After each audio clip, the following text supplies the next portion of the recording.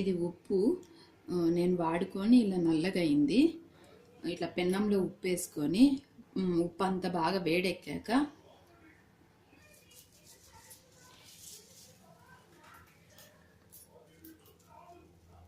ఇలా కొన్ని శనగలు తీసుకొని